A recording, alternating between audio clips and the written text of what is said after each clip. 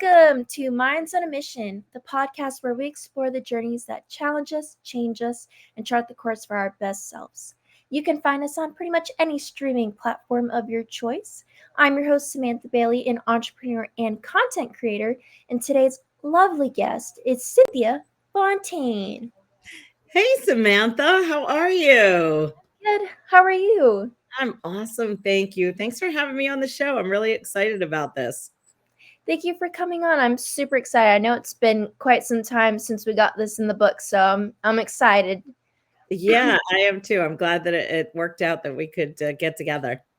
Yes, me too.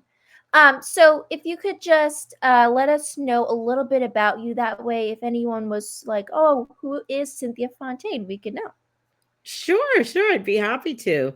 So, I am a psychic medium and I'm also a healer. I do a bunch of different stuff. Over my career, I've studied a million different things, including past life regression, and I do animal communication.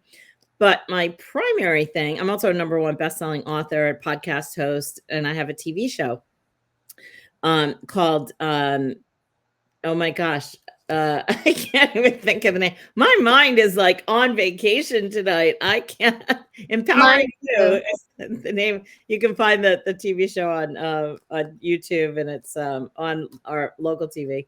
It's Empowering You. So I my primary thing is the psychic medium. So people come to me for guidance for the psychic and the mediumship, but they stay with me for the personal transformation. And I teach, I coach, I mentor people, and it's just, I love what I do. I've been doing this for over 40 years. I delivered my first message when I was 19, when I went into a spontaneous trance and channeled my grandmother's teacher, because my grandmother did this work. And that's sort of how it all began. Although I grew up knowing I was psychic, because I have a mark in the roof of my mouth, that when all the babies were born in the family, my grandmother would crank the baby's mouths open to see if you had the mark. And so I have the mark. It's a horseshoe with a line down the middle. And my older brother also has the mark, but he chose not to do this as a career. And so here I am. And that's sort of a little bit about me.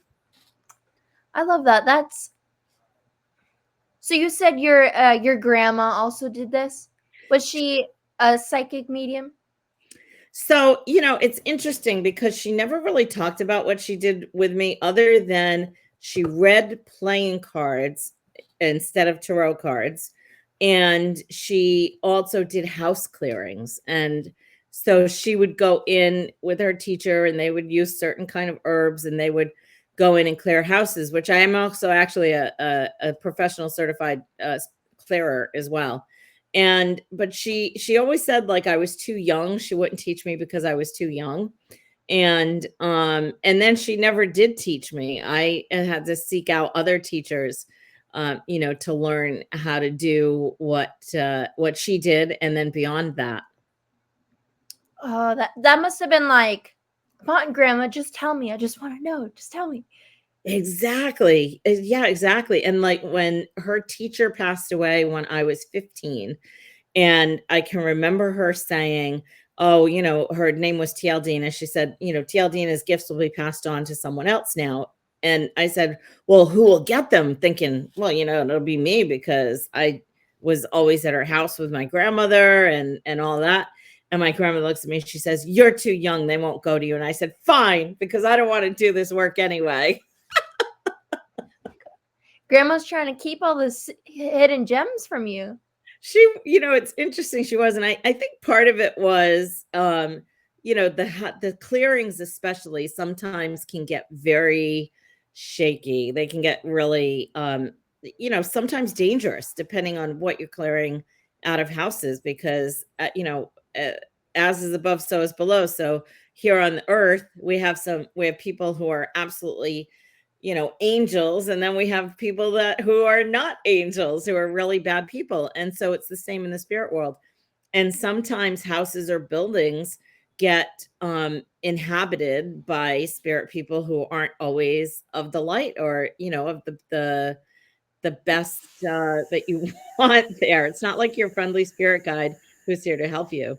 And so she would tell me stories about doing clearings and things like that. I remember one time they went in to clear this house and it was so bad that they didn't know like what was going to happen. And then when they used to use a coffee can with the herbs and they'd burn the herbs, and then they would took the ashes to the ocean and to throw the ashes in the ocean, and neither one of them knew how to swim.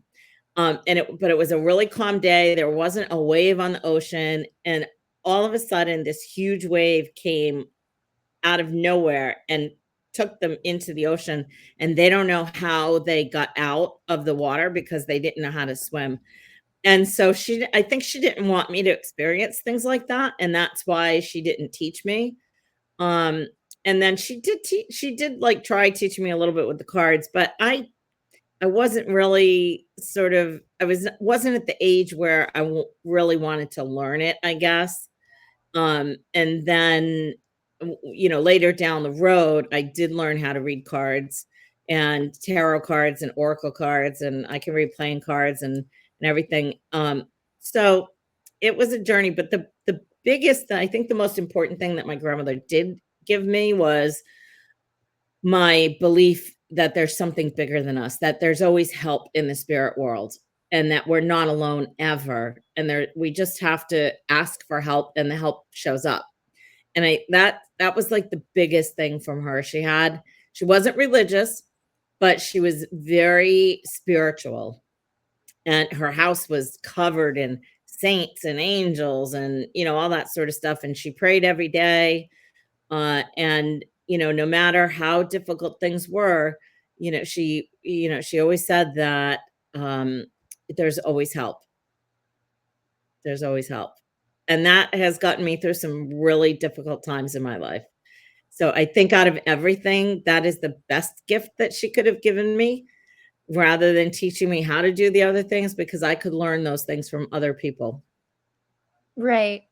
Yeah. I love that. I Mhm. think that's such a unique experience to have, is having that connection. And also I feel like it's like your grandma maybe like felt like this was a path for you, but just kind of wanted to leave these little things, like, maybe feeling like, oh, I feel like this is a path she's gonna follow, but I don't know. So I'm just gonna give her these little things over time and Yeah. kind of, let her go from there. I think that's really beautiful.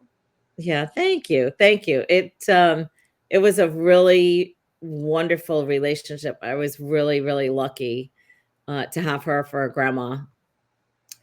Yeah, I feel well, I feel the same way, but I don't have the same experience.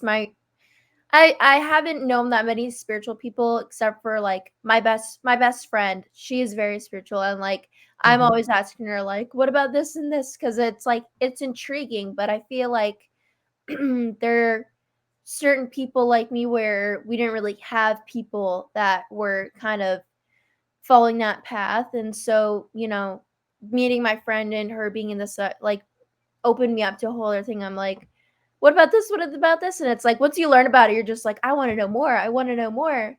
And yeah, it's very beautiful. I also have a good relationship with my grandma. I just actually saw her last weekend, and I think the same way. I think I'm very blessed to have a good relationship with her. Yeah. And it's hard for like a lot of young people today, because families don't tend to like stay even in the same areas, and they don't necessarily get that. And so not only is the family structure is not always there, but you don't have the spiritual part either. And I think that's one of the really big reasons why people are struggling so much when things are challenging, because they don't have the foundation of the family around. They don't have the foundation of or understanding or belief that we're not alone ever here. There's always spirit helpers to help us get through things. Right. Yeah, I feel like I kind of relate with that, with like the majority of my family's split up. We're not like, Yeah. I am close to my mom, my stepdad, my grandma, my grandpa on my dad's side. I mean, as for like blood family, that's pretty much it. I don't really have. I have a bunch of cousins and aunts and uncles and a lot of people in my family that just, we used to be close but separated over time, and so but when you go through that, you kind of think like, "Oh, I have nobody." Even though you have those few people, it's just kind of like in the background of like, "Oh, well, I don't have a relationship or I don't have that many friends," or it's kind of easy to point out that but not realizing like even too like you said the spiritual helpers, there are people whether you could see them or not that are there to help you. It's just I think especially with like social media, it's just Mhm. become a thing where especially I feel like my generation, we feel so alone. And it's like you're not. There's so many people out there, spiritual helpers, everything that are there to help you, but you just kind of have to also be in a mindset shift and kind of because for me, I was going through a tough time, so that's where I saw it that way. Oh, I don't have anybody. But then Right. when I got out of that situation, it's like you can kind of take a step back and be like, wow, okay, I do actually, I have a lot more support than I thought. Right, right, right, right.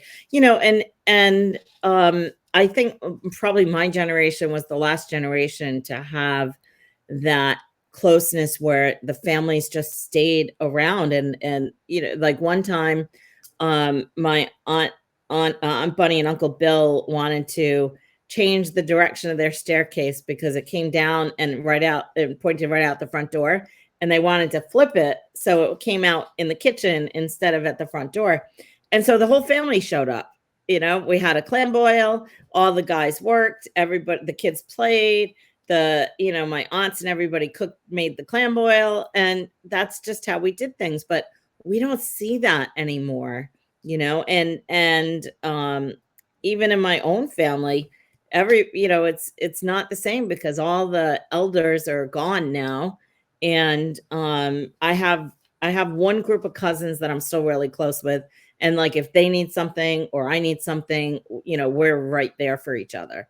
But it's changed. It's so changed. And so you really have to sort of find your people, right? And if you don't have the family group, I have a couple of friends that I've been friends with since like first grade. And we had times when we didn't see each other for a long time. And then we got back together, and now we would do anything for each other. And I think that comes a little bit too with age, and relationships are always changing and shifting. But if you have just a handful of really good people that you can count on, it makes a huge difference. I agree. Yeah. And from what it sounds like we both kind of have had both where our families were close and then they weren't. And it's kind of like you get so used to what it was and thinking like, wow, like, because like for me, like my family would do everything together. We would holidays, birthdays, everything like, and then kind of over time it just kind of separated and Yeah. to think of like how at one point we were all so close and then we're not. And like Yeah. it can be sad, but it's also like I feel like it's shown me where I need to focus more well, focus more on myself, but also on the meaningful relationships, the relationships where, even like you said, like we don't have to talk every day. We don't but it's that thing where you come back and you're like it's like you never left.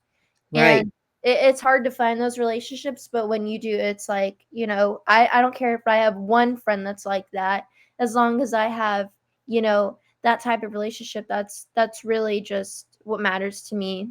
Versus before, I used to be like, oh, because I'm 21, so I would think like, oh, most people at my age have more friends and they Mhm. go out and do stuff, and I'd be like, why don't I do that? I just stay home and I don't really have friends, and it Right. it's so easy to be like this or that, but it's like just having realized like what is important to you, what do you value, and Right. not thinking about everybody else. What is everyone else doing? Right, exactly. And what they're doing may be doing things 21-year-olds do that is not really sort of like your cup of tea or whatever, you know? Like when I was your age, I used to love to go out dancing. And so we had at the time, there were a lot of places where I lived that you could go out dancing, but my friends would like to party and I didn't. So I was always the designated driver, and that was fine for me. But I didn't have to do what they were doing just because they were doing it. And I had a great time not doing that. And um, in a lot of ways, but even back then I only had a few really good friends. I didn't have a big whole pile of friends. I was acquaintance with a lot of people, but I tend to be private, and so who I let into my world has always been a smaller group than a larger group. And, I want to compliment you at 21 years old, being an entrepreneur, having a podcast, doing what you're doing. You're far ahead of so many other people your age. And that in itself lets me know that you're different, right? And so you don't have to make yourself fit into the square peg to fit into the round hole. You be you and figure out who you are and what your authentic self is and what makes you energized and excited, and then go with that. And people will show up. People will come into your life.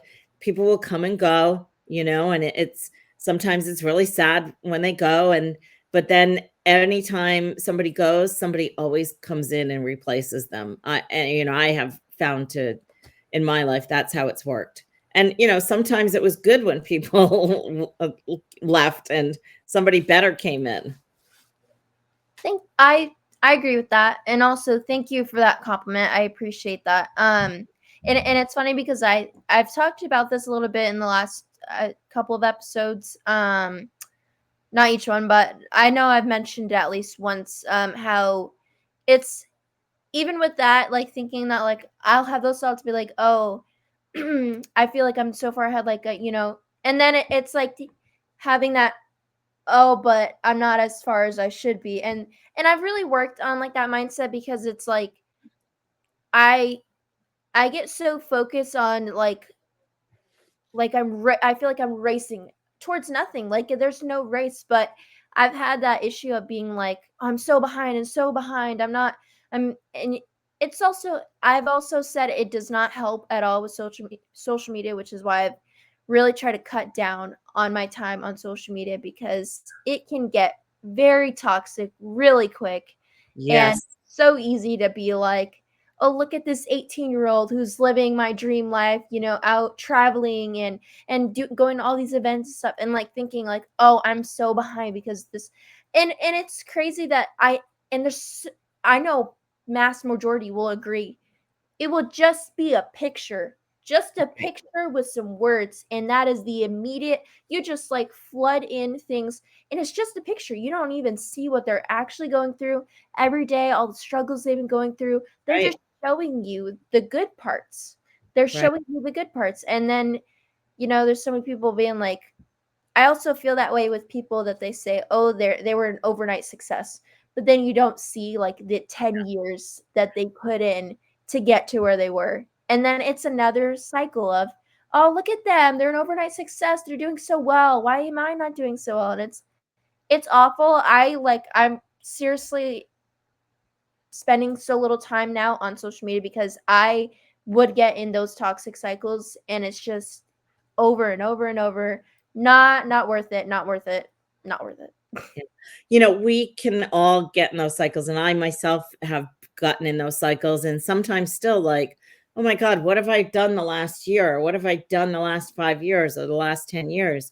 And there are no overnight successes. You're 100% right. And we don't see what they've gone through or how they got there. And are they really, doing what they are showing? Because social media, everything is tied with a bow and beautiful, but it's not often like that in the background. And I mean, I've got clients around the world. I have very high profile Hollywood clients to young people that I mentor, and even the high profile Hollywood clients struggle with some of the same very things that you struggle with and I struggle with. Um, and so when we can check ourselves and say, where am I now? And what is my next right action? What do I do next? Then it's a much more helpful sort of tool to use. And I use Oracle cards for that, where like if I don't know what my next right action is with, we'll just say podcast, because we're doing the podcast, right? And then, so what is my next right action with my podcast? And I'll pick a deck of cards. I have lots of decks, but I have a couple of favorites. This one is one of my favorites, and this is Colette Baron Reed's Wisdom of the Oracle. So I actually am friends with Colette, and I studied with her for many years. And so I'll pick a card and I'll say, just ask, what is my next right action? I'll say, what is my next right action with my podcast? And I'll fan the cards, I shuffle them and then fan them. And when I feel like one is sort of like, oh, this is it, that's it. Oh, no place like home and protection. So protection is like a big hug. It's not bad. It's just like, oh, you have to pay attention to that because you need a little extra something. And no place like home is like wherever you go, there you are, right? Be comfortable and sort of like make it your home. So, in protection, it's, I'll just read a little bit for you because this might resonate with you also. So listen and see if anything stands out for you, because that'll be a message. It's called a cleodon, when a message is given to someone, but then someone else says, oh, I feel like this is for me. Okay. So it's when there are times when what is familiar and known is not the best choice. Isn't that interesting? Just about the topic we're talking about, right? Human beings are memory-driven creatures, and we all look for certainty for what we know, even if the qualities we seek in other people and in external conditions are expressed in unhealthy ways. Avoid being too eager to find home. Choose something unfamiliar and trust that you will find the new normal that supports your spirit. Remember, if you do what you did, you'll get what you got. If you do the opposite of what feels right, even if it's uncomfortable, because what feels right is really what feels familiar, you will attract and be drawn to the very things that you don't want anymore. This will be a time not to be different unless you do something different. And that's really interesting because I grew up, my dad's side of the family was very political. My grandfather was head of the Republican committee, and there were always politicians in and out of the house. And, he'd go down to Washington and everything. So I've always been a little political, but I've stayed away from politics on my show. And so to me, I feel like this is saying, okay, it's time for you to sort of not get political, but talk about what's going on. And because that's sort of a risk, and it's something that I normally wouldn't do. And I've been thinking about doing it. So that's the message for me, is like, do something different and go for it. And we'll see what happens and see where it goes. I love that. Do you know, I had another question separate from this, but you said it's when you receive a message, but it relates to someone else. You said it was called a cleodon. How do you spell that? A cleodon, I have to write it down. Cledon, or Celadon, cleodon. Okay, thank you. Through our conversation, when we were talking a little bit before, I've like pulled up some stuff just so I remember. So I appreciate that, because I was like, I like that. I don't want to forget that term. Yeah. So can I give you a little NLP hint? Sure. So our mind listens to everything that comes out of our mouth. So when we say, I don't want to forget, it actually programs our subconscious mind to forget. So when we say, I want to remember, that triggers the subconscious mind to remember. Yeah, it it's kind of funny. Like some of the stuff, like I know, but then I was like thinking of my wording, so I don't say another thing of I don't, or you know what I mean. Right. Yeah, but like kind of separate. But there's some stuff like I'll take a webinar or something, and I'll be like, wow, I already knew this, but I forgot about it. And Right. so it's like I feel like I've learned so many things, but I feel like it kind of gets like overwhelming. You learn all this stuff, and then you're like, oh, how do I remember all these things? And then you also, what I was talking to my friend about earlier is like getting kind of like the I guess you could say like the high of like completing something and not implementing it. Mhm. And I was telling her I've been taking a lot of courses lately at my current job because I'm trying to utilize the resources. And Right. I was saying, I was like, what I used to do is I would take them and take the notes, and then you just forget about it. And I Mhm. was like, I don't want to keep repeating that process. So I kind of like implemented a schedule of like 1 week taking courses and the next week reviewing the information, and like keep doing that because I don't review and implement because I don't want to. I want to remember Right. these things. And I learned stuff like that with terminology using don't and like writing I am statements and stuff like that, not Yes. not using a negative connotation.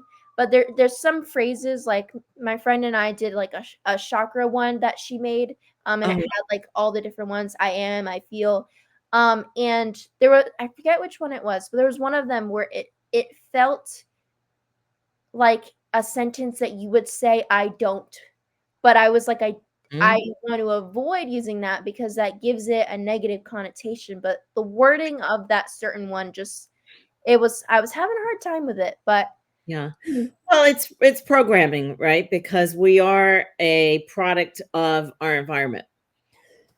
Excuse me. We're a product of our families, our neighborhoods, the schools that we went to. And so it's a matter of relearning and unlearning and relearning something new. And the more you do it, the more it sticks. I remembered also too. My other question I was thinking was if you could. I've heard like the term or a little bit like oracle cards, but I didn't really know what it was. Um, could you explain to us the difference between oracle cards and tarot cards?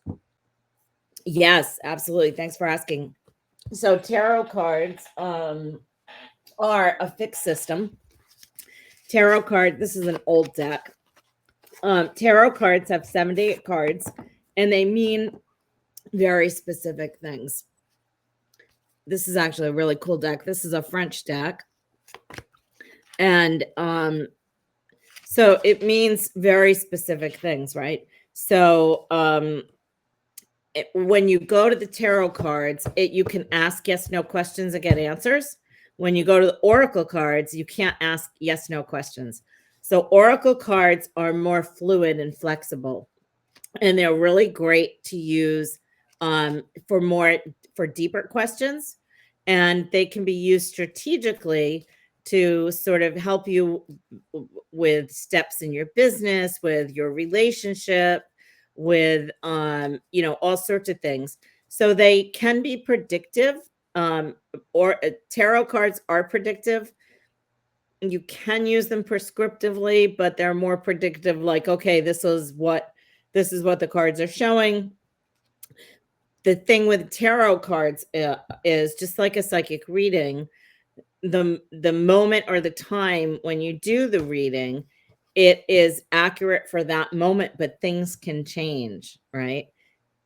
And the tarot is very it's very set system. Oracle cards flow and they move, and every oracle card deck is different. So it's called a lexicon that they're built on, and every author or creator of an oracle card uses their own or different lexicon. Like Colette Baron Reed's decks, you can use all of her decks interchangeably. One thing that I do with students is we'll build a council, your spiritual council, and they'll pick out a number of different of Colette's decks, and then they pick cards out of the deck, and they build their spiritual council, and each member of the council helps them with a different area of your life. Hmm. Yeah, it's really fun. Do you want to pick? You want to pick a card? Yes, I also was putting that down so I can remember. I like that a lot. Yeah, you said pick a card. I've never done this through video. That would be interesting. Yeah. So 95% of my clients are all online. Even my local people, some come in person, but most of them all are online. That because it's convenient. We jump on Zoom or we jump on Avio, and it's just as accurate and it's the same. Right. And but then I have some people who just love to come in person. All right. So do you want to ask a specific question, or is there anything that's going on that you're looking for guidance on? It could be relationships, it could be business, it can be um, school, it could be your job, or you can ask for a message from your spirit guides, or if one of your council members want to step forward. Kind of intrigued by either the spirit guide or the council one. I think maybe let's do the spirit guide one. Okay. So let me just ask if this is the right deck for you. No, I didn't feel like it was. This isn't the right deck for you for that. I'm actually going to show you a couple of different decks, and you can pick the deck that you want to use. Let's see. So this will be the the animal deck wants to come. Okay. The card will represent what the guide helps you with and what their energy is.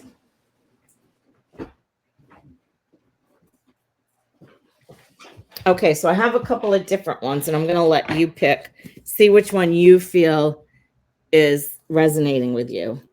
That's the Wisdom of Avalon, Goddess Power. It's the Spirit Animal deck. I'm gonna pick one of these for you anyway because the spirit animals want to talk to you. The Enchanted Map. This is a really great deck to use for like deep personal work or guidance with business and things like that. This deck shows what's unseen, what we don't see on the surface. Okay, let's see. What else do we have? Crystal Spirits. Kyle Gray, Divine Masters.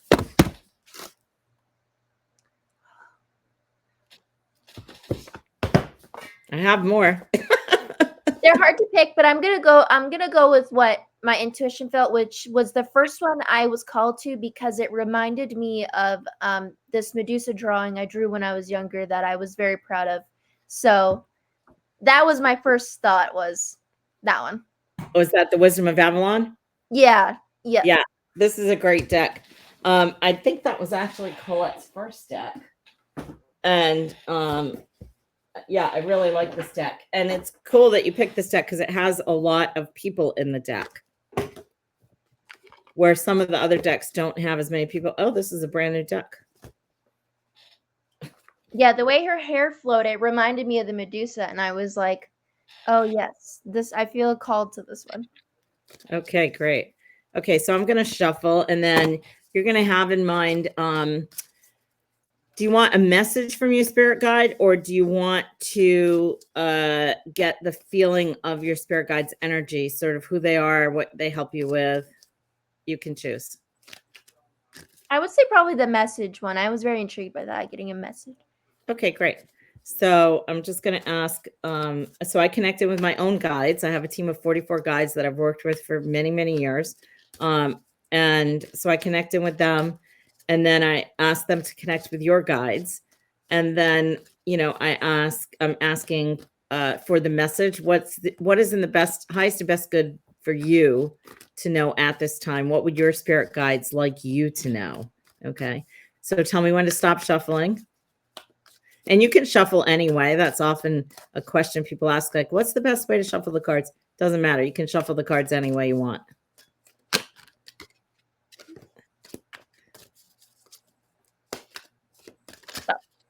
Okay. Do you want to pick? Sure. Top, bottom, or middle? Bottom? Do you want right on the bottom or you want to count up? Count up. What does that mean? Count. You want me to count from the bottom backwards to the card? You can choose. I can choose. Okay. So then I'm going to fan the cards. Oops, I don't want you to see them until I show it. Okay, so I'm going to fan the cards, and I don't want to see them either until I feel like one wants to slide out. Okay, and here it is. Oh, this is such a great card. You got the High Priestess. The High Priestess. Yeah, the High Priestess. So the High Priestess she's about vision. She's about prophecy. I think the High Priestess is the highest card in the deck, personally. I love that. Yeah, and we're now in the age of Aquarius, which is all about the divine feminine and moving out of the patriarchal. So this card, it's about discernment.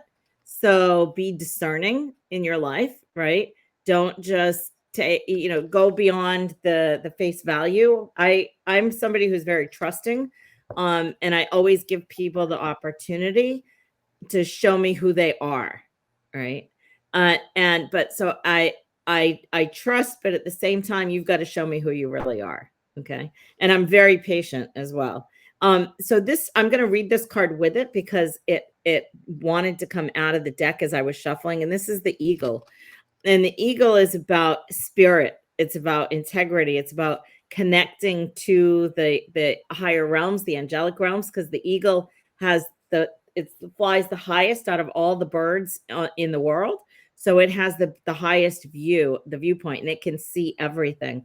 So the two of these together really indicate to me that, you are going to be able to tap into spirit and use your spiritual connection to help you see what it is that you're looking for your direction and so forth. I love these for you. I love that. Yeah, that's so cool.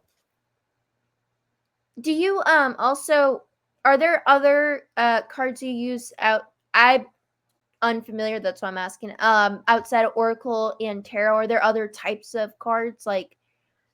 There are angel cards. There's I have a card deck that is it's an interesting card deck. It's words, and you can use it in a number of different ways. You can use it for the word. I don't have it off the top of my head. I wish I had it right here.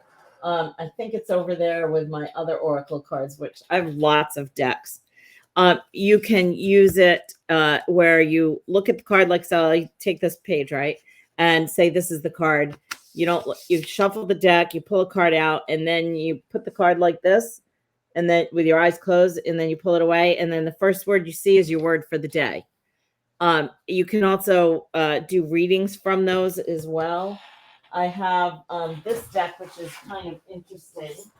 This is actually a deck that is used by a lot of psychologists and psychiatrists. This is a deck where it doesn't have meaning. It has two different decks. It's like a kit, and you pick one from each of the decks. And so you shuffle the card, and then you make the story up that goes with the two cards that you pick. So I'm just gonna. They're telling my guides are saying for you to pick a card. So I'm gonna fan and tell me when to stop. Okay. Stop. Okay. Give. Okay. So now you take this card and see how it's blank in the middle. You take this deck and you pick one from this deck. Okay. Oh, I pick what, are you? Yeah, pick again. Stop. Okay. Okay, so now you put the two together and then you interpret what it means for you.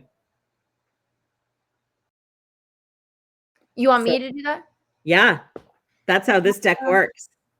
So it's give, and then one hand reaching up and the other hand holding it.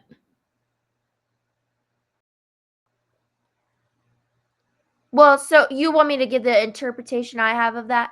Yeah. What does it mean Okay. to you when you see this?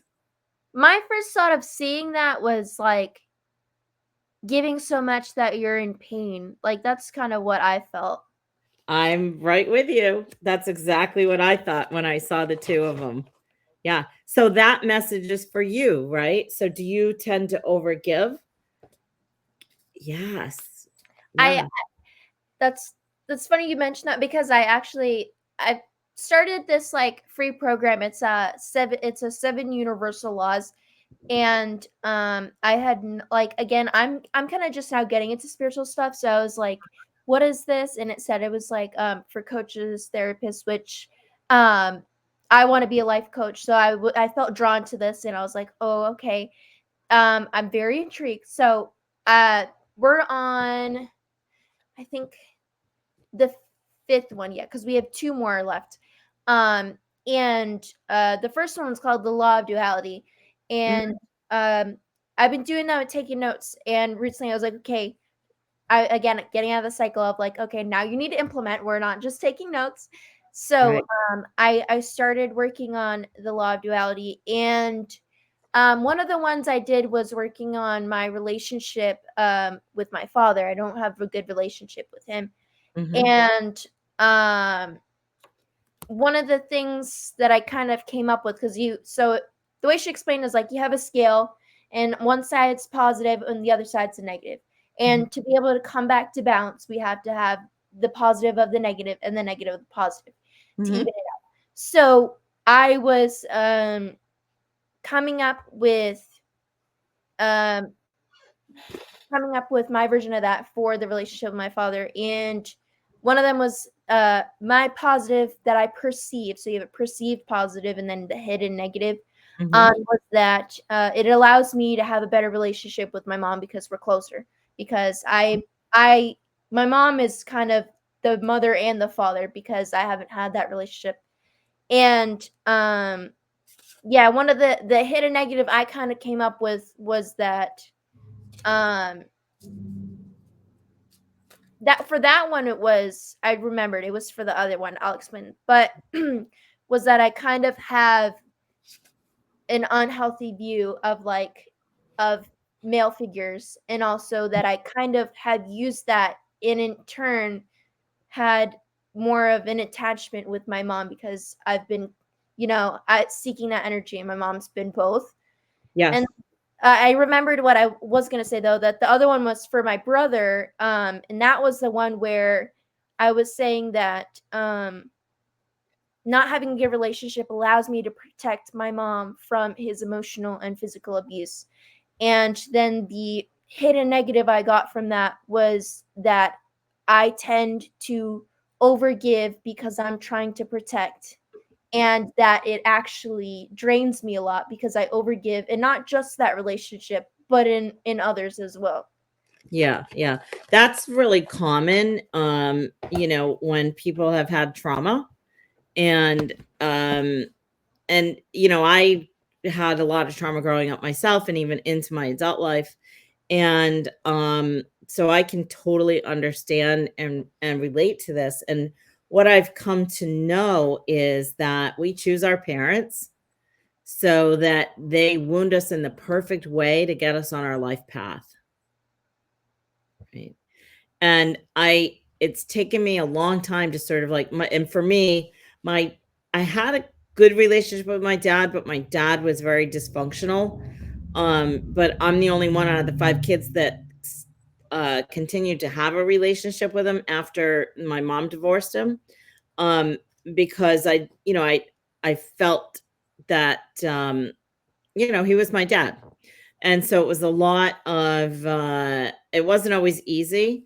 And with my mom, that was my most difficult relationship because she was manic depressive and undiagnosed. And like when I was 12 years old, she locked herself in her room and we didn't see her really for almost 3 years.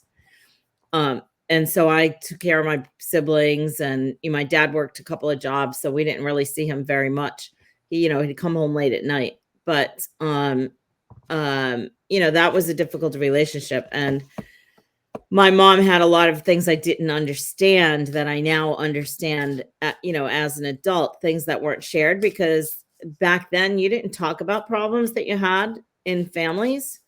But now people are more apt to talk about those things. And, I really now appreciate even the hard things that I got from my mom and my dad in the relationship, the difficult things that I went through, knowing that every experience that I have gives me an opportunity to grow. And even the most difficult situations always have a gift that comes later on down the road. I 100% agree with that.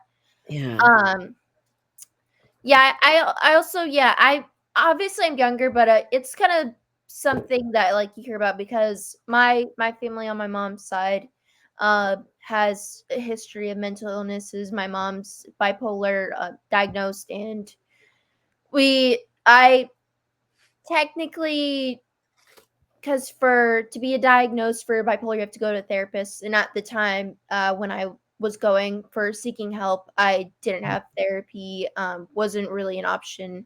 I wasn't with my mom, I was with my dad and my stepmom, but Mhm. they essentially were like, okay, well, we have to call it a mood swing disorder, but it's essentially bipolar. You just have to get fully diagnosed, you have to go to a therapist.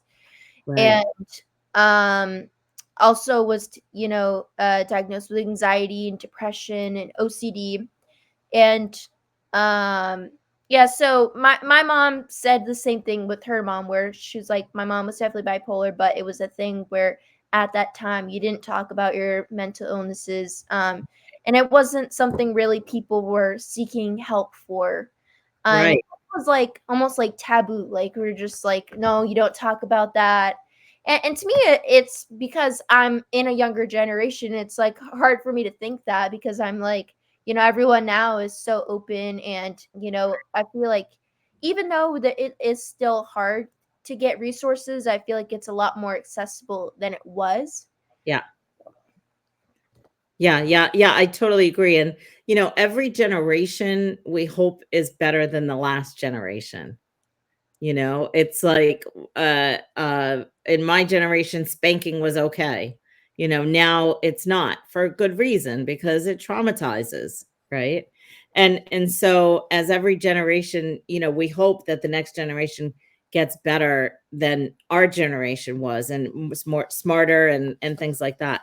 And it is hard to find, especially after COVID. It's really tricky to find good help with mental services, with well-being. And so, but I really encourage that people who, need support, don't give up. Search out, look for every avenue that you possibly can.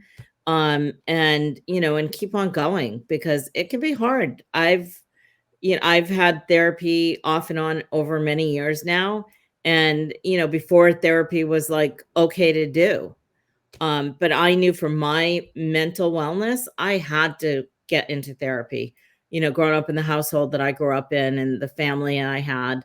I mean, it wasn't absolutely horrible, but there was quite a bit of abuse, especially on for my grandfather. But even the mental abuse from my mother and the alcoholism with my dad, it was not easy. But we were like, the kids that they kicked out of the house at 8 o'clock in the morning, and they said, "Go play, come in at lunchtime, and Right. then go play, come in at dinner time," that sort of thing. So we had the opportunity to just be kids, and didn't have all the stress in it. We had different stresses than kids have today. Right. Yeah, I feel like that's kind of hard to find now because there's so many kids so young already, having iPads or phones, and Yeah. then it ultimately, I'm kind of like, it's so funny because I was born, around the time where technology was like finally like, okay, we're starting to come out with iPhones, and like people are like, wow, this is really changing.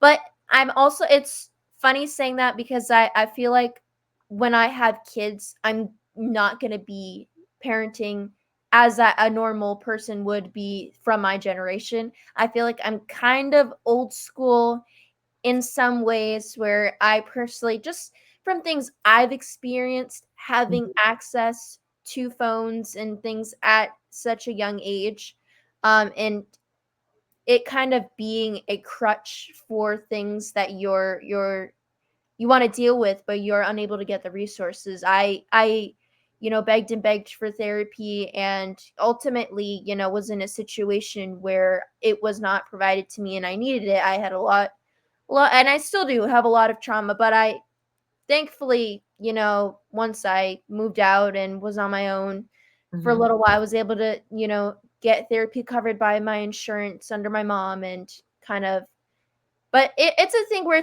an ongoing thing. And when you have trauma and stuff like that, being at a young age, I think these are the worst things to give a child when they're going through a lot of trauma and trying to heal. So I think personally for my children, which is crazy because when they get to that time, technology is already going to be even way more advanced than it is now, Oh, yeah. and my kids are going to be like, Mom, everyone else has the iPad or iPhone 21, like at that point or something. Yeah. And you're like, why can't I have it? And for me, I'm like, I don't care if my kids end up resenting me for waiting until at least 13 to 15 to have Mhm. a phone. But I'm like, I'm sorry, you're not going to be iPad kids, and you're not going to be on social media doing things you should not be doing. So, Right, right.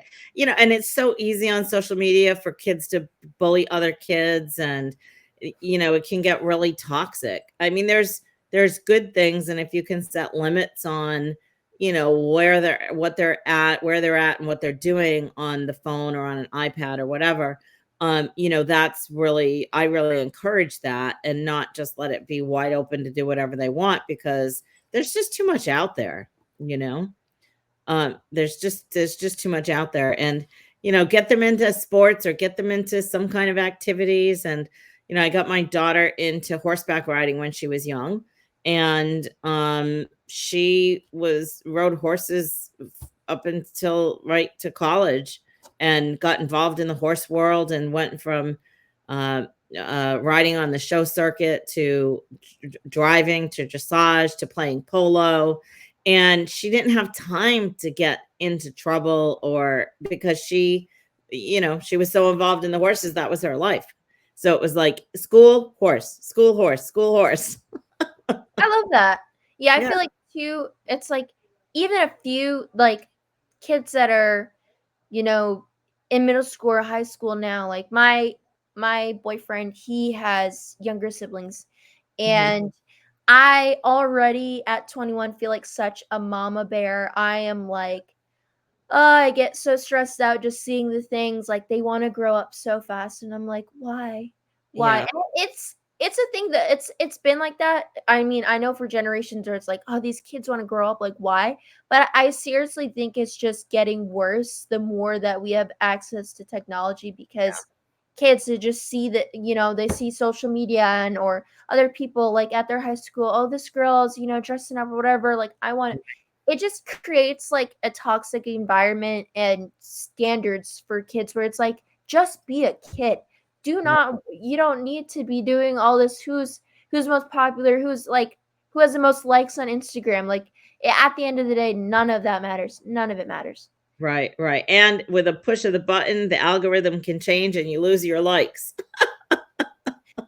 Exactly. And yeah, some of the stuff I've heard, I'm just like, oh, I'm gonna be a bit old school. My kids are gonna be like, why? But I really feel like, with seeing this, and also I worked at a daycare for 2 years.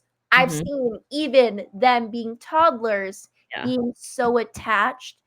It scares me. It yeah, scares me. I didn't have, yes, I grew up where technology was starting to really, advance at that time, but I also grew up at a time where I feel like it was a perfect like medium. Like, it wasn't yeah. really an issue then because we didn't have all of these extra things that you do now, all these things to worry about. It's like, Right. okay, it's cool, but for me, like I had one of those box TVs and had VHS tapes. Kids nowadays don't even know what that is. They have no Oh, idea. And it's like yeah. for me, that was my contentment. I just had those VHS tapes and I'd watch those Disney movies and I'd watch Cars, Uh-huh. and I loved like Beverly Hills Chihuahua. Like I had like a little DVD thing that I could play it, and that was enough for me then. But now it's like they're just Coco Melon and all these things, and I'm just like, no, no, just Yeah, yeah. It's like, when you have to limit, right, everything. It's like, to know what the balance is. It's the yeah, duality, right? So yes, when does it become unhealthy? And when is it too much? And I think, technology is part of our world now, mm, and kids have to be technically savvy. 'Cause I mean, some right. schools, they don't even use paper. They all have iPads or computers.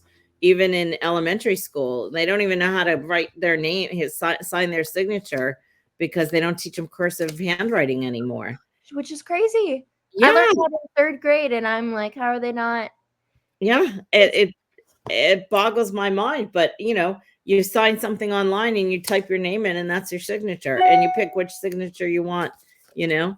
So, it's kinda crazy, but it's sort of like a reflection on life where it's a balancing act. So, Mhm. where's the happy medium, right? Right, 'Cause yeah. they'll need it for school, and at the same time, there's limits to it. Like, I have, my best friend, she has a granddaughter who's, 4, and she has a time limit with the iPad.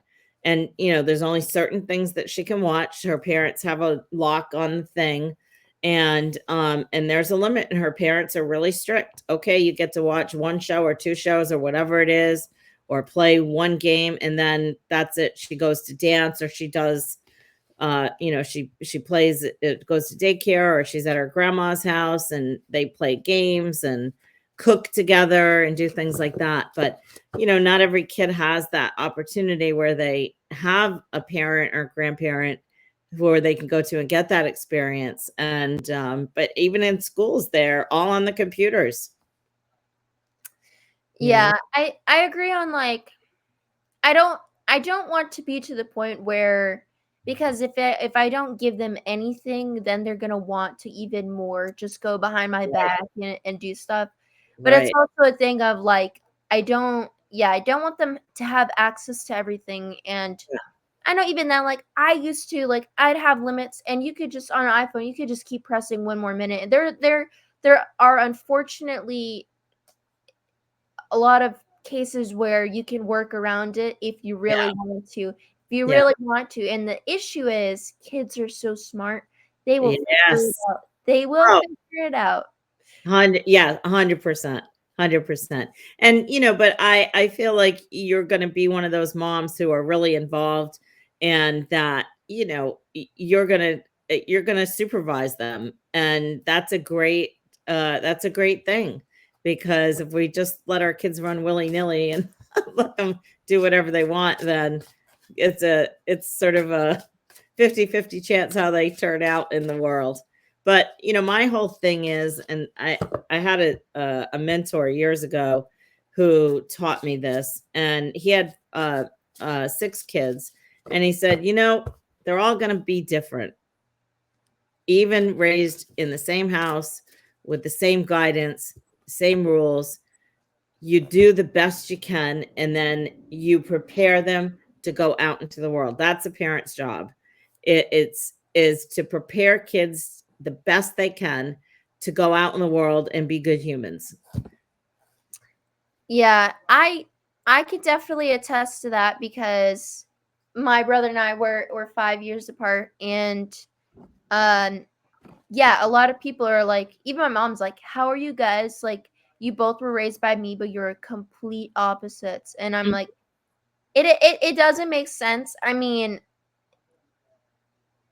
it's I don't know. We're technically half siblings. We have different fathers, but to me, it's like that's not really a difference because it's like we're the same mom. That's like a connection that like You know what I mean? Yeah. And yeah, I mean, I think it's too, yeah, everyone's different, and also it's like the way we perceive things is also kind of a reflection of like, for me, I think being the younger sibling, Hmm.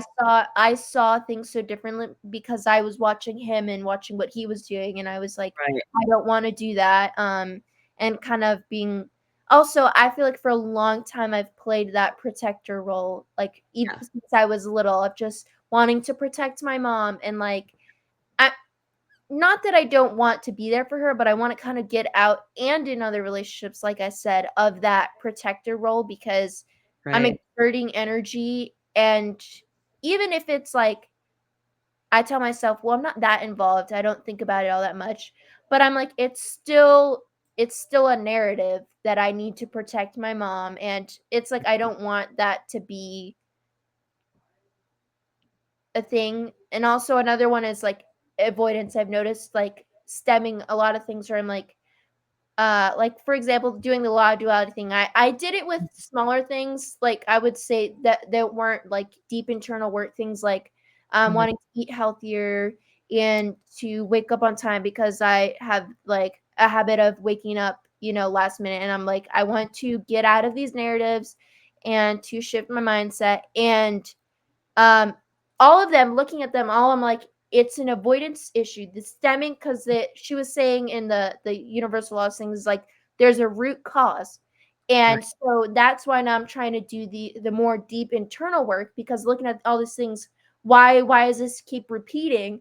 It's because I have an avoidance issue because of these things that happened when I was younger, a lot of trauma Mhm. that I have not actually healed from. I've Right. just said I've healed because it's a thing of like, you just throw it on the back burner and you're like, yeah, no, I'm fine. I'm fine. I'm fine. It doesn't bother me. But you never actually did the internal work on it. So it's still there. It's still there. It's just you're throwing it in a room in your head, locking the key and just walking away from it. But there's that Right. room there. Right. Right. Yeah, that's exactly what happens when you have trauma is you compartmentalize. Mm, Because that's how you survive mentally and stay safe in a lot of ways, right? And then as you start doing the deep personal work and those doors start to open, you really need to have support as those doors start to open, you know? Um and the work is lifelong, really. It's we can keep going, you peel off one layer and another layer shows up. And in my own family, I've from a family of 5 kids, and my 4 siblings are very different than I am, and I even at some points said, "How can they be so different?" It's like we grew up in completely different on a different planet and different families and different, whatever. And what I've come to know and understand is we all come in with a certain mission of what we want to accomplish. We pick the parents and the family who will get it to wound us in a way that will get us onto our path, right? So you're on the path doing the healing work. But and I was the same, but my siblings didn't choose the path of going down and doing the healing work, and they got into drugs and terrible things. And the other thing is our we come in with a map, and all of our maps are different. Even twins are different, right? Because the and I teach this in at my master program. So your astrology chart at birth gives you your basic sort of outline of who you are and what you've come to do in this lifetime. Then we have the chakra system, and each of our 12 chakras gives us another layer of understanding who we are and what we've come to do in this lifetime. And each chakra has an archetype, and it has a spirit guide for every chakra. So for example, my first chakra, my archetype is Matilda the servant girl, and she overserves when it comes to family and friends. The and because that's how I survived growing up, right? Was I had to do everything. When my mom was locked in her room, then I had to take care of things. And so I learned over serving is how you get love. And I had to come to sort of make friends with Matilda, the servant girl, and say, okay, look, you're doing a little bit too much right now. So let's take a step back and you can go to the beach today and relax. Right. And so you can like dialogue with the archetypes. You can give them a name and a face. And like I said, each of the 12 chakras has a spirit guide, and they have an archetypal language that go with them and help us with what we're here to learn and work on. Like in my fifth chakra, I have a cheerleader. And when I'm in defense, if I'm on the shadow side, I could gossip. Now I don't anymore, but when I was younger, I certainly could, and I didn't know why I did that, and I did it when things were difficult in my life, right? Because that's how I coped with it. Now I know, oh, I have a cheerleader in my throat chakra. Who and what am I cheering for? Right. And so when you get to really know who you are and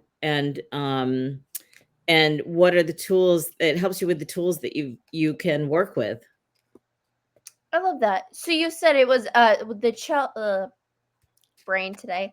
The 12 chakras, and they each have an how'd you say that? Archetype. Yeah. Archetype. Okay. So that's based on Carolyn Mace's work. And you can look her up, Carolyn Mace, Myss, and she's been around forever. And her body of work, she's a medical medium, medical intuitive, and she created this whole platform based on the archetypal language of archetypes that we have in each chakra. You said it was Carolyn Mason? Carolyn Mace, Myss. Mace. Oh, okay. Yeah. So we have seven physical chakras, and then we have 5 spiritual centers. Okay. I also put that down so I remember that. Great. You brought me to a lot of stuff. I really appreciate that because I'm definitely going to be looking into this stuff. I've just been taking notes during this. Some of the things I'm like, oh yes, I want to remember that because that is Great. like definitely something I would like to learn more about and possibly implement because I feel like that would be very helpful for me to kind of. It's almost like a way of like these things are there, but like having it out and like you said, having it's being its own person and being like putting a face to it and stuff kind of makes it almost too like kind of makes it more exciting. Like, oh, I have, and kind of being like checking in with the different ones. Right, right. And because then you can dialogue, right? And so like we all have we have a wounded child or an inner child. And what does my inner child need right now? The inner child, Carolyn Mace, she puts it in a set chakra. I have found for me that the inner child can move around in each chakra. The victim can move around, the saboteur can move around. So there's four archetypes that everybody has. And then the other archetypes are specific to each individual. I mean, we could. I have so much that I teach. We could talk for every day for the next year and probably not cover it all. That's yeah. I definitely feel like maybe if you're interested down like and it doesn't have to be soon, but doing another episode because I think there's a lot more you could share that we can't, like you said, fit into 1 hour. That definitely I would be interested in doing. Yeah, I would love that. This is my favorite thing to do is to teach and to help people. Second to doing readings and mediumship, but I love to teach. And I have so many areas of expertise and so much knowledge because I've been doing this for a very long time that I have a lot that I can share that can really help people.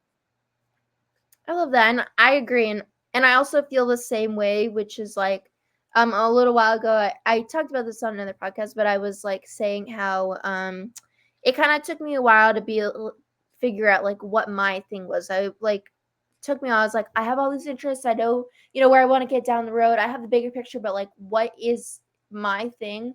I felt it just felt so out of place. Like, so I took a business course, and the first part was that, like, which I had already done some of the work that it did, it went over, but one of them was like kind of helping you find out, narrowing down like what is your niche, what does you want to do. And Mhm. my biggest thought was like, I was coming across coaching, and I was like, I've obviously heard of coaching. I've known, about different types of coaches, and it, Mhm. it was something like flagged up. It was almost like it's like was showing me, but I wasn't. I just had blinders on, and like Mhm. I like would look back at things and be like, there's so many times where I came across stuff that like it was like waving a flag, like, hello, you want to be a coach, you want to be a coach, but like I just kept like diverting because I wasn't choosing what was coming to me. I was just like, Right. what is it? What is it? And my immediate thought was like, "Oh my gosh, this is perfect because I love teaching people." And I was like, I felt most connected with becoming a life coach, which is kind of the journey I'm on now, working towards becoming certified. And I've been taking kind of courses, at I work at a credit union. There's a lot of free resources there, on management, things like communication styles, things like that would be useful. And then I also have some courses that I just recently got, NLP being one of them, which I thought was cool that you Great. mentioned. Also, hypnotherapy, some things I want to have under my belt and implement into my practices. So I feel the most aligned now, and I love, having people like you coming on. We're also adding in the spiritual, because although it's like I said, I feel most aligned with life coach, there are a lot of things that I feel like I may want to kind of dabble in and implement and learn more about, even if it's just for my own personal use. Um, Right. Right. so Yeah, and oracle cards are actually a great tool to use for coaching for yourself individually and also with clients, even if they're not spiritual, because oracle cards aren't they're not religious in any way. And it's a tool. You can call it a divination tool, but it's a tool that you can use that can be really helpful. Like if I have clients who are stuck, I'll say, okay, well, let's pick a card and let's see what your next right step is with A. And the cards are always so spot on. And the thing is, it's like I know you had said earlier that you feel like you're so far behind. I just want to compliment you and say, I feel like you're so far ahead, as a young person already looking for the direction of what do I want to do and experimenting and trying different things, and the whole entrepreneurship and taking classes and taking advantage of what you have available for the resources that at work.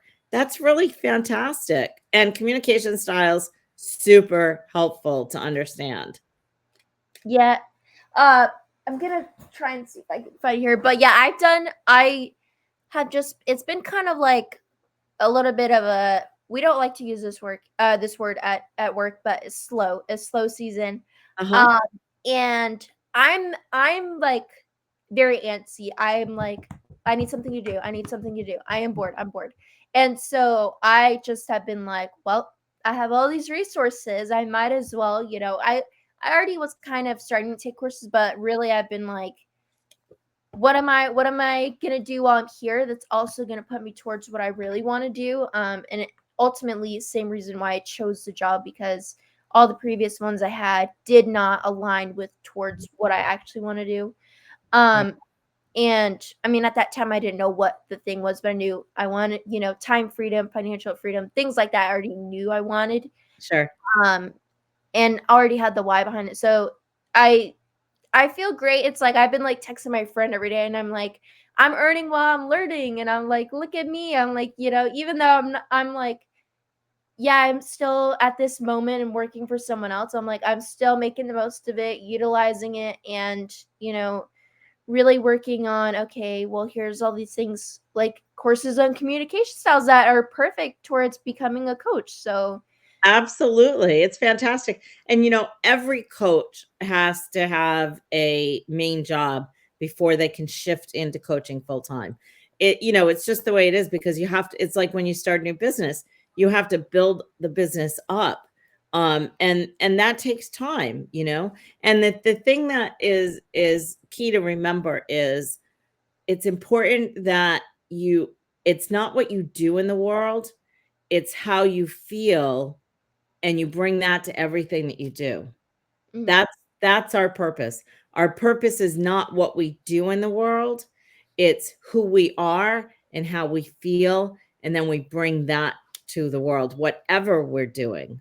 Okay. And I pulled a card for you and I asked, what does Spirit want Samantha to know around her coaching business and going for it into being a life coach? And the card Yang came out. And this is about you're ready. This is about taking action, right? And you're ready. Go. This is go for it. I That's love all. that. Yeah, it's like go for it. You're ready. You've got what you need in your hands. So just take it and go for it. Take I for it.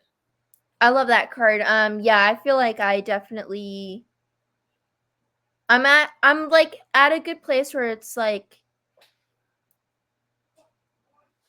not, I wouldn't say content, but kind of being like in a space where I'm not so, I used to be so like, oh, and again, I still have struggles at times, but I feel like for the majority of the part, especially the last couple weeks, Yeah. last month with how much shifting I've been doing and really, really working on breaking through limiting beliefs and kind of reframing certain narratives Mhm. and just ultimately going into every day not being so much about like I have all these things, like, it gets so overwhelming, like, I need to do this, blah, blah, blah. And I had done, like, a Brian Proctor 3-day webinar thing with my Oh, yeah. my friend. Yeah, she showed it to me, I kinda knew who Bob Proctor was because she's shown me some stuff, and oops, sorry.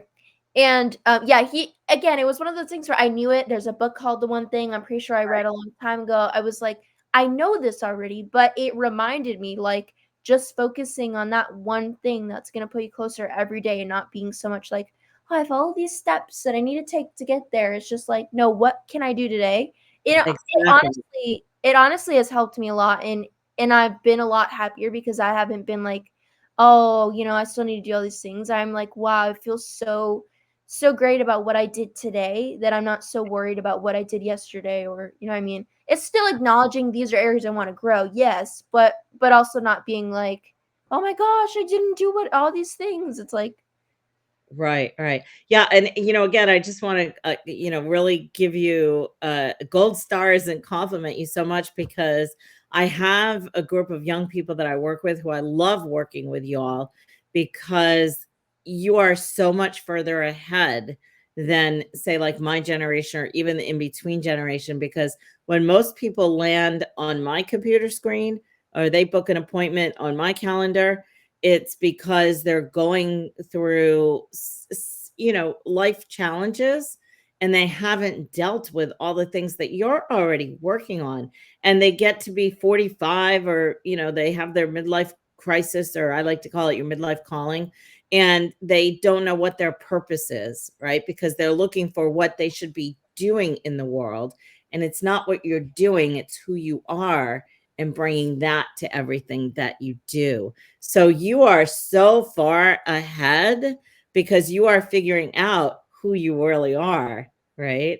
And going down that road, and so the more you uncover about you and heal the old wounded parts of you, then the more that you become really authentic and can be comfortable in your own skin, and then you'll be the best coach that there is.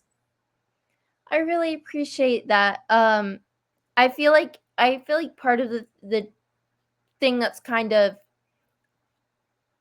I would say, I'm not probably not gonna word this in the way that I want to convey it, but essentially, I from ever since I was little, I've always been an observer. I've always watched people. I've always kind of like taken notes of like habits or certain things, and like these are a lot of things I noticed is like a lot of people in my life, um, you know, family members, things like that, where I noticed these things, and I would always think like I don't, and that's everyone has their own journey. But for me personally, I always thought like I don't want to get to that point where I have a regret of how I lived my life and Yes. feeling like I missed out on so much time that I could have been doing what I really wanted to do, and ultimately have things like I said, time freedom, financial freedom, to be Yeah. able to,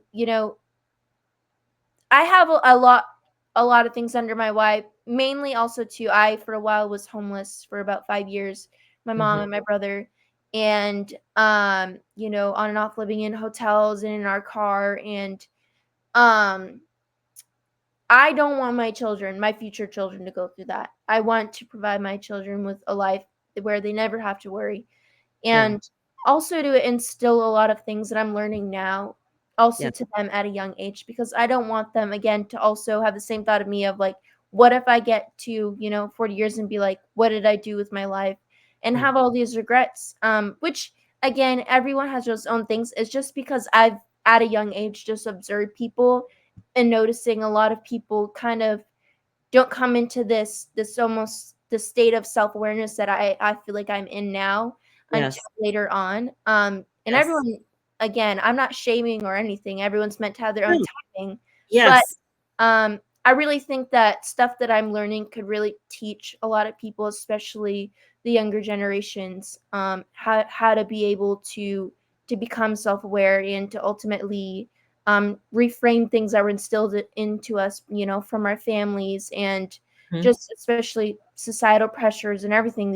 You have to go to school, you have to do all these things, and that's how I felt at first. So I felt I was 18 and I was like, I don't think I'm gonna go to college, but everyone my age is going to college, and kind of thinking like, oh, but it's again because it's what feels expected of us to do these Right. things, and ultimately I just want to teach people how to not well, I don't like using not, but how to how to how to ultimately become self-aware and heal these wounds earlier on, and not have to go through all that pain and suffering for extended periods of time. Not saying you can't avoid, because we're going to have more things that are going to happen, but Right. how to learn how to heal, um, and instill these methods so that when another thing happens, you know how to work on it. Okay, here's the process. I did this before. Here's Right. how I do it again. So that's kind of where I've looked at it from, wanting to be a source of light for especially younger people. But Yeah.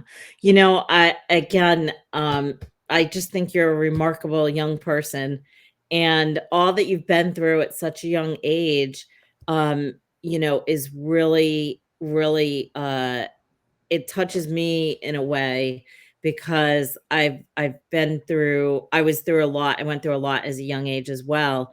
And sometimes, I was never homeless, but I was housing insecure at times, and it's difficult.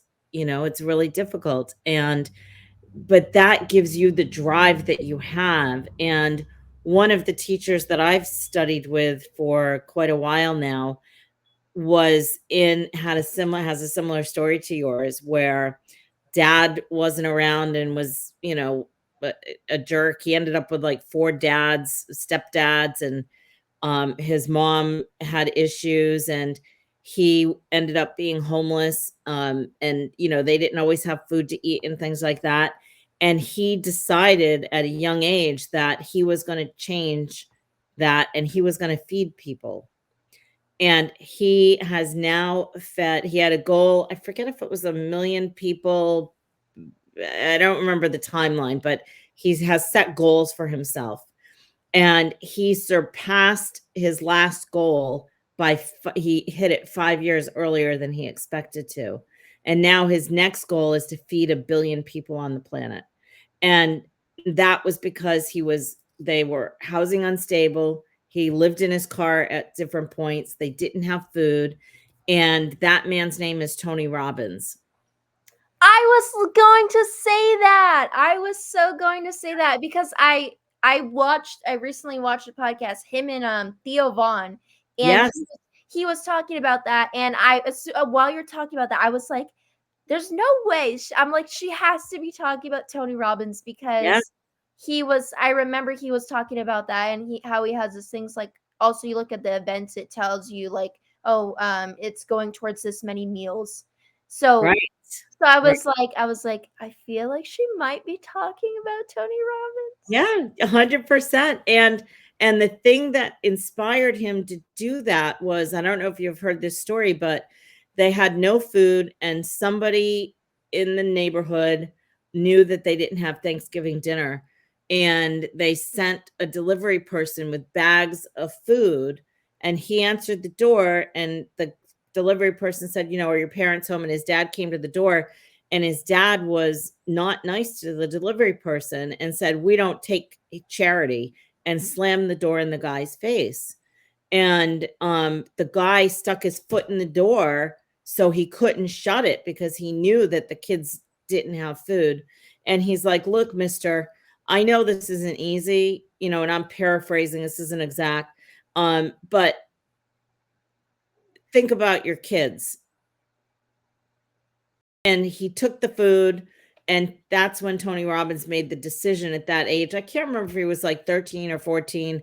He said, "I'm going to feed people," because that moment changed his life. And so there are moments like that we have that seem like the most horrible, difficult things that can happen. And then we can turn it to transform it and to change other people's lives. So you are so far ahead, and I just appreciate you so much, and all that you're doing and your mission. And if there's any way that I can support and help you, I am so happy to do that. Thank you. I really appreciate that. Yeah. Did you say he was your friend, or is that? I've studied with him off and on over the years, and I've worked with some of his coaches, and I've coached some of his coaches. And I actually work with someone who was one of his close production people for 15 years. So I've been around the Tony world forever. I crew for him. Wow. Yeah, so I crew for him at some of his different events. And yeah, so any work, anytime you can catch anything Tony Robbins or Jim Rohn, who was his teacher, that's really awesome to do. That is, wow. I think that's such a unique thing to be able to kind of be in surrounding space. I'm trying to look at something because I have someone coming on. I couldn't remember if um they also worked with him. I'm trying to remember. I have someone named, I don't know if you've heard of him. His name, I don't know if I'm gonna say it wrong, but Paul Getter. No, not familiar with him. I recently connected with him on LinkedIn. He reached out to me, but he's gonna be coming on. But he's like in the marketing space, Uh-huh. and he's worked with people like even I remember on his page. I'm trying to find where it says, but Bob Proctor, Ty Lopez, Les Brown. I think even Leo House. I think that's how you say it. Uh-huh. Yeah, he's gonna be coming on at some point, and Sina, I'm just like, I'm such like into the psychology, and I always think like, how do you get to that point where you're connected with people like that, where, and not even genuinely, like just being like genuinely curious, like what is the story behind that, and how does each person, like, how do you know this is what you want to do, and how do you get in those spaces, and not, but just me intrigued, like, what is their experience on, oh, this is how I met this person, and I mean, Right. I get very into like kind of the psychology behind things, and being like, okay, like this is kind of how different people's journeys kind of lead them into different spaces, you know what I mean? Right, right. Well, that's the law of attraction, and So trusting, right. And when the teacher's ready, when the student's ready, the teacher appears. And so it happens at the time that it's meant to. And the other piece is taking the action when the opportunity does appear, because many people will have the opportunities, but they never move forward and take the action. I've had some great teachers that I never knew that I would have in my life, who just showed up at a certain time, and they were the teacher that I needed at that time. It's been really, really incredible. And when I found Colette, I had gone through a really bad breakup, and I thought, oh, I need a really good psychic. And it's a long story that we can't talk about today, because you might have to split this into two shows. But Right. so it's a long story, but I said, I need a therapist isn't going to help me fast enough. I need a good psychic. And so I didn't know anybody, and I thought, oh well, let me search the internet and see who's out there. And I saw this woman who was touring with Sylvia Browne. Now, Sylvia Browne is sort of like the first psychic that went mainstream. And so I read every book that Sylvia Browne had put out in my early days and everything. And I thought, oh, if she's touring with Sylvia Browne, she's got to be really good. So I emailed her office, and her office said her waiting list was 6 months long. And I said, oh, I can't wait 6 months. So her assistant said, well, would you like to be put on a cancellation list? I said, yes, I would. And I said, I'll take any appointment day or night. I don't care when it is. Her assistant called me the next morning. It was a Tuesday morning.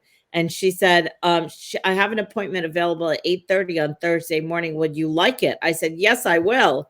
And so at that time, they gave me Colette's phone number in case she didn't call you. And so she's like, okay, she'll call you at 8:30. If you don't hear from her, then you call her. So I'm waiting, 8:30, 8:35, 8:30. Finally, 8:37, I call the phone, and she's like, oh my God, I'm so glad you called. I couldn't find your number, blah, blah, blah, blah, blah. And then she starts laughing hysterically. And I thought, oh my God, I'm in so much pain, and this woman is laughing. How could she be laughing when I'm so distraught? And then she says, you're devastated, but it's the best thing that could happen to you. And then I thought, okay, so she's tuned in. Let me see where this goes. And to make a long story and years of being with her now short, I had the reading. It was incredible. And then she says, I'm coming to your area like in 3 weeks. Come and meet me. So I did. I went and met her. I took one of my friends with me who was going through a hard time. And then, I sort of kept following her. And she had a little school at the time. Her classes were like $11 a week. And now she doesn't even do private readings anymore or whatever. She's gotten so big. But anyway, she does have Oracle School, which is great. And also she has an Oracle School membership. But anyway, I digress. You can look her up. So a year later, I said, oh, I'm going to have another reading with her. And it just turns out, as I'm going to do another reading with her, I'm on her website, and I was messing around in her school section, and it let me in to the school, even though I wasn't a student. And so I messaged her, and I'm like, oh my God, I don't know what happened, but it let me into the classroom, and I have access to all the information. She says, well, honey, obviously you're supposed to be there, so stay.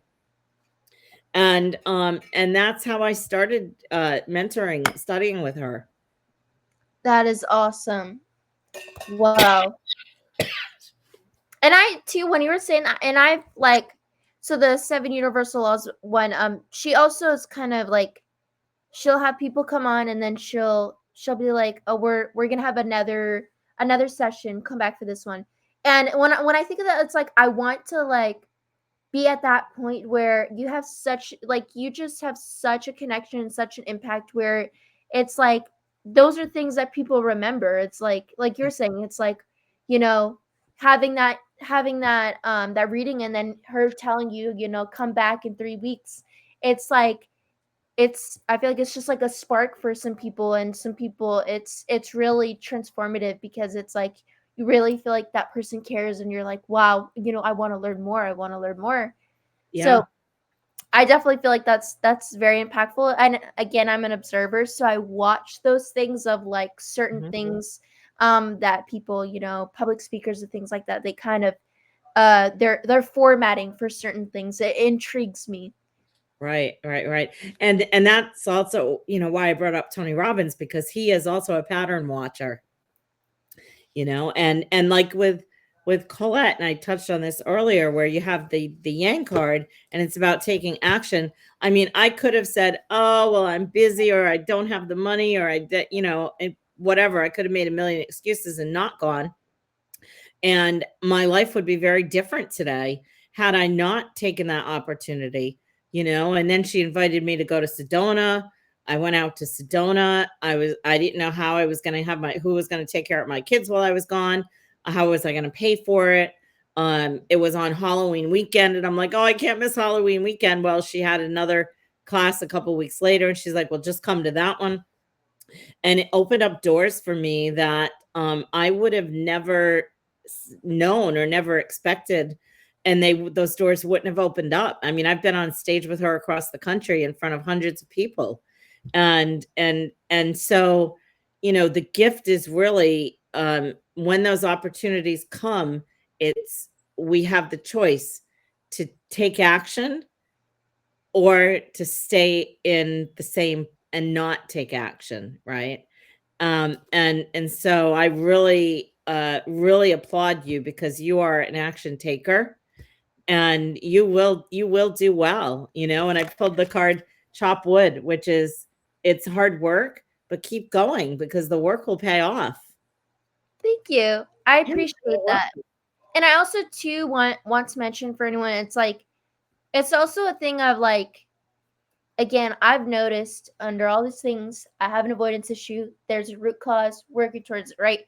Mhm. And um one of them is like running away from things I know is good for me. I know it's good for me. I know, and it's just like, even if it's something like you've done before, it's like I had a point where I kind of was going through a repetitive cycle, just self sabotage, and like I just kind of kept being like, oh, I'm not gonna do the podcast this week. I'm not gonna, and like I don't like to be that person to last minute cancel on people. That is not that typically I would not say my character, but it was a thing where I kept pulling when I knew it was good for me, because it was like also to a thing of like, oh, I don't deserve this. I'm not worthy, or and I kept Right. like pulling. And so I just want to mention, like, even if it like feels unnatural, my biggest thing advice is like, just do it anyways. That is so, I know it's easier said than done, but my thing is like that's really helped me is just like basically imagining myself opening a door for my other self and pushing her in there and shutting the door and being like, I know this is good for you right now, you want to run, but I'm shutting you in there and you're gonna do it. Because after every time where it was like, and it was not because I didn't want to do the podcast, I love the podcast, it was because I was not feeling worthy and was like Yeah. trying to convince myself like, no, this isn't working out, or we and it again just limiting belief. Yeah. And ultimately I just had to be like, you can't keep repeating these cycles. You're going to have to just shove yourself through that door, Yeah. because after the end of every podcast episode, I'm grinning ear to ear, just so happy and being like, why did I want to run away? Why did every time for a while I was canceling when I know this is good for me? I know I'm passionate about it. I know it makes me happy and I get to learn and also teach as well things that I love doing. And ultimately had to be a thing of like, you just have to, and that's in a lot of things, Mhm. you you just have to push yourself and be like, I know I'm scared, I know it's uncomfortable, but I also know, I feel deep down that this is good for me, so you just have to choose to do it anyways. Yeah, yeah. So you're your own best cheerleader, that's great. That's really great. And oh gosh, there's yeah, I mean, we could talk for days because there's so many topics and things that we could talk about, like birth order, right? Where you were saying how that you have your brother's older and you're younger. Well, there's a whole study on birth order, right? And even though your brother's older, you're the firstborn girl. So that is considered, even though you're the youngest, you're actually the firstborn girl, and that has its own place. So there's so many things we could talk about. And and the thing that I love too, one thing that you mentioned is you're learning these different things because as a coach, you're going to keep evolving. You're going to keep growing and learning new things. And I learned this actually from one of my daughter's horse trainers many years ago. And she said, always pay attention to the details of things and always have a coach who is learning. Never study with somebody who is not learning new things because it's not going to do you service. So always work with a coach who is learning new things. And I translated that into what I do, and I'm always learning. And that one thing that she said one day at one of my daughter's horseback riding lessons just struck me as being important, and I have followed that. And I've studied lots of different things, and my coaching has evolved because of it, and yours will too.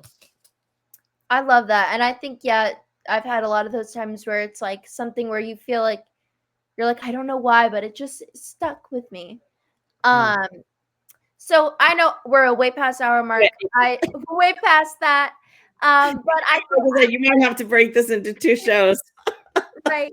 But I really have enjoyed our conversation. I feel like we've just kind of there's episodes where I feel like a lot of the things that are said resonates me, but I'm also too an energy person, Mhm.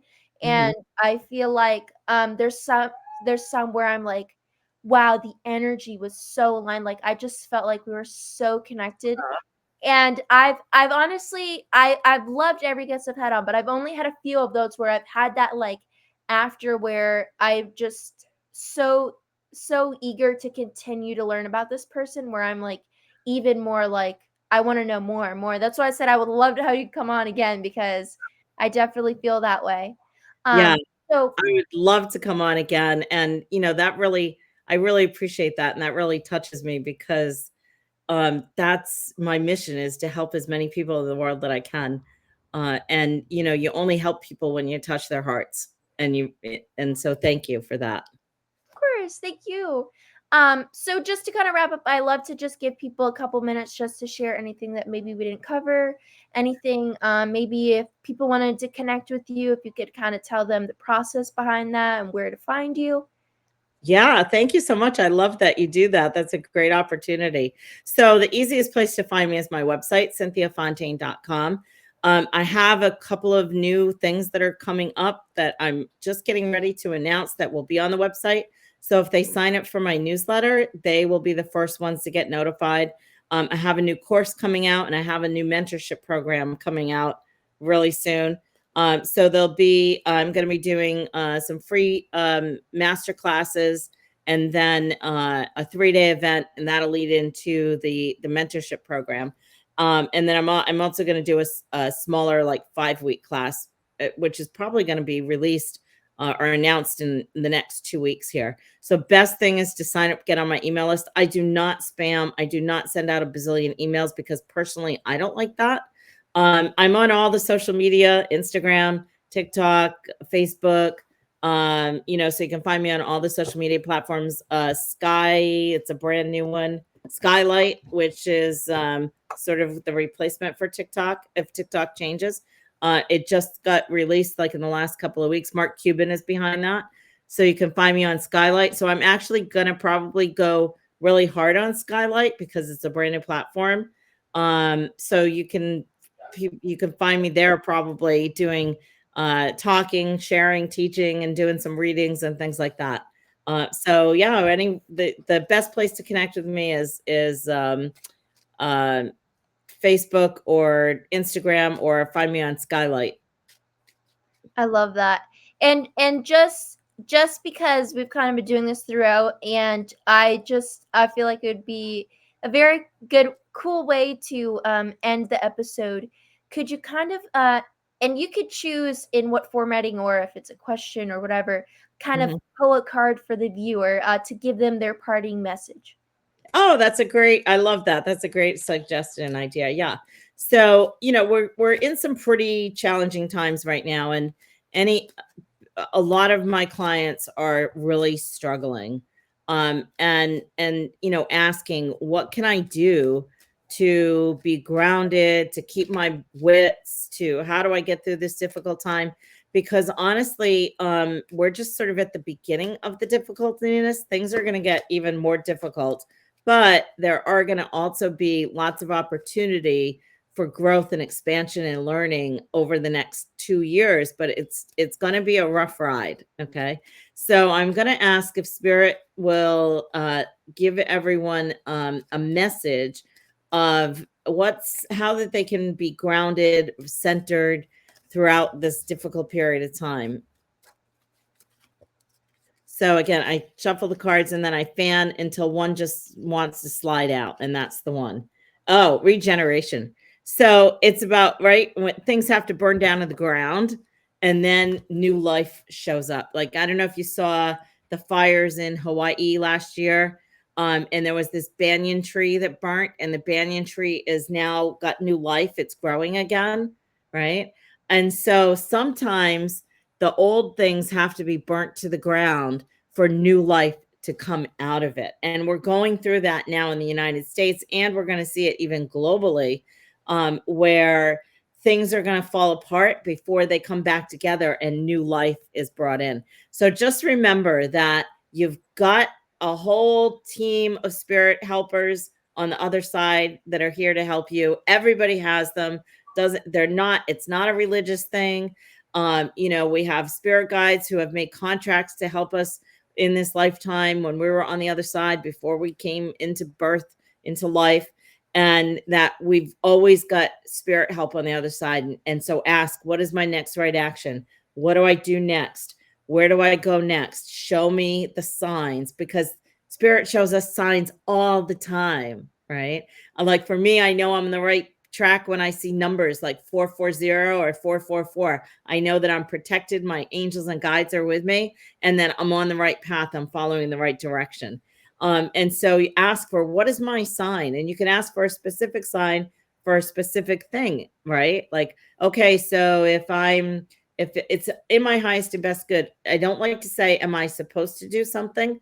Because supposed to do something is very different than, is it in my highest and best good to do something? So that distinction of asking is very important. And I hope that your readers, really take that in and utilize this. Is it my highest and best good to, I don't know, take this college course? Or I'm trying to think really quickly. I had a really funny story. One time I was asking for a sign. I was at something, and I heard my guide say, yeah, you're going to see a hawk. I'm like, I see hawks all the time. That is not going to be good for me. It's got to be more specific. And they'll say, well, it'll be like a cartoon hawk. And I have said, okay. And within a couple of days, I had a client walk into my office. This was a gentleman who I was working with, and he had a tracksuit on, and it had, the mascot was the Seattle Seahawks. So it was like a cartoon hawk on his tracksuit. And I went, oh my God, that's the sign. So you can get really specific and ask your guides for a specific sign. And they'll give it to you, but you have to be open and pay attention to it. And if you don't get the sign in 5 minutes, don't worry, just wait it out and give it a little bit of time. And, even sometimes up to a week, where it doesn't show up for a while, but then when it does, it's like, oh, and if it doesn't show up, then it's not the right thing. Move on to something else. I love that. Thank you for that message for everybody. And also too, yeah, I agree with like the numbers thing, and I thought it was funny because today, like I said, I work at a credit union, and on my balance sheet, and I see 444, like that's a number I see often, but it was 4 fours, and I was like, the odds that one of the numbers on this sheet would all be fours, I was like, this is definitely a sign for something. Yeah, sure. Well, like, and 440 is the time I was born. So I always know when I see 440, I am right on track. I love that. Yeah. So I thank you for spending so much time with me today and getting us to know more about you. You're just absolutely wonderful. I love everything that you've taught us today. I definitely have learned a lot, and I took down notes, best believe. Oh, So I really appreciate it, and I definitely again would love to have you down on the future. I can't speak today. Been a long day. Um, Having you back and get to know more, because I know there's more in there that that I would absolutely love to learn. And I just really appreciate you. yeah. Thank you so much, Samantha. Thank you for having me on. I appreciate you and encourage you to keep on going. You're already an inspiration for so many people, and you're gonna be a big inspiration for so many more people. And I can't wait to come back. Thank you so much. I really appreciate that. Um, I appreciate you, and I definitely know it's been a long day. I'm probably gonna head to bed after this because my brain's been. But in one of those days where I feel like I can keep up, but I can't speak. Like I feel like I'm tripping over my words, and it's Yeah. been happening all day. And I'm like, that's how I know it's a Friday. There you go. There you go. And Mercury's in retrograde. So See, I need to learn more about that because I don't. I my friend tells me that, and I'm like, I don't even know what that means. But we could talk about that we'll on the next talk one. about that another day. Yes, Yeah. yes. Thank you so much for coming on. I hope that you have a wonderful night and a good weekend. And for everyone, just to wrap up, if you want to find Minds on a Mission, like I said, we're pretty much on every streaming platform. I used to list them out, but it's a long list, so keeping it short. And as for my page, I have a link tree. I usually just say you can find me on my Facebook. And I've got my link tree on there. All my links, podcast. I also have some free resources that I've been updating, stuff that I've found because, I used to have that mindset of I can't find stuff for free, and it's not true. There are a lot of resources out there. So, one of my things has been creating a list to provide things that I've found for other people. So, you guys can check that out. You can check the podcast out. Check Cynthia out. I will have her links as well. And I hope that you guys have a wonderful night and a good weekend. Bye bye.